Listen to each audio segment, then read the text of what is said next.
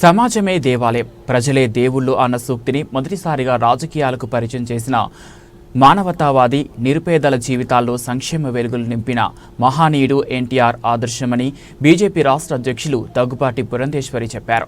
బడుగు బలహీన వర్గాల వారికి రాజ్యాధికారంలో భాగస్వామ్యం కల్పించిన సమతావాది, స్త్రీలకు సాధికారతనిచ్చిన సంస్కర్త అని పేర్కొన్నారు. తెలుగుదేశం వ్యవస్థాపకులు దివంగత మాజీ ముఖ్యమంత్రి ఎన్టీఆర్ 29వ వర్ధంతి సందర్భంగా ఎన్టీఆర్ కుమార్తె బీజేపీ రాష్ట్ర అధ్యక్షురాలు దగ్గుపాటి పురంధేశ్వరితో పాటు పలువురు బీజేపీ సీనియర్ నేతలు పటమట ఎన్టీఆర్ సర్కిల్ వద్ద ఉన్న ఎన్టీఆర్ కాలస్య విగ్రహానికి పూలమాల వేసి నివాళులర్పించారు.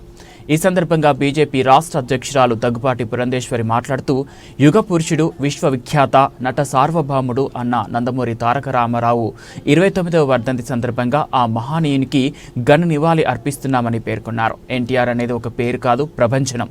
అదొక సంచలనం, తెలుగువాడి విశ్వరూపం. వెండి తెరపై రారాజుగా వెలుగొందారు అని, రాజకీయాల్లో మహానాయకుడిగా రాణించారు అన్నారు.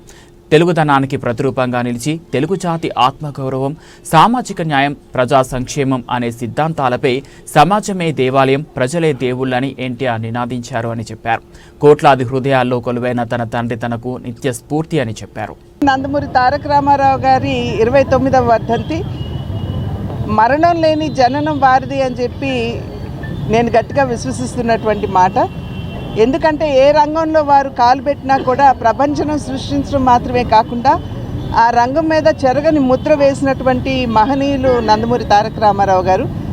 చలనచిత్ర రంగంలోకి వారి రాకముందు చలనచిత్ర కళాకారుల్ని కేవలం మొహానికి రంగులు వేసుకునే వారిగా పరిగణిస్తూ చిన్న చూపు చూస్తున్నటువంటి పరిస్థితుల్లో వారు చలనచిత్ర రంగంలోకి వచ్చి వారి పట్టుదల, వారి క్రమశిక్షణ, వారి అంకిత భావం మాధ్యమంగా చలనచిత్ర కళాకారులకి గౌరవాన్ని వారు తీసుకుని రావటం జరిగింది.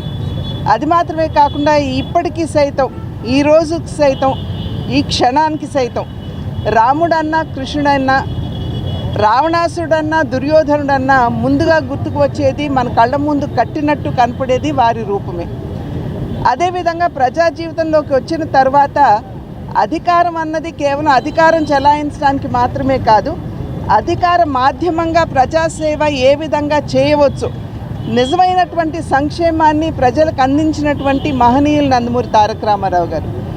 మాండలిక వ్యవస్థను తీసుకుని వచ్చి పరిపాలనని ప్రజలకి చేరువ చేయడం మాత్రమే కాకుండా ఆకలితో ఉన్నటువంటి వారికి ₹2 కిలో బియ్యాన్ని ప్రవేశపెట్టి వారి ఆకలిని తీర్చడం, అదేవిధంగా రాయలసీమ లాంటి ప్రాంతాల్లో దాహార్తితో అలమటిస్తున్నటువంటి వ్యక్తులకి తెలుగు గంగ వంటి ప్రాజెక్టుని చేపట్టి వారి దాహార్తిని తీర్చడం, పేదలకి జనతా వస్త్ర పథకం మరియు పక్కా గృహ నిర్మాణ మాధ్యమంగా వారికి సేవ చేయటం,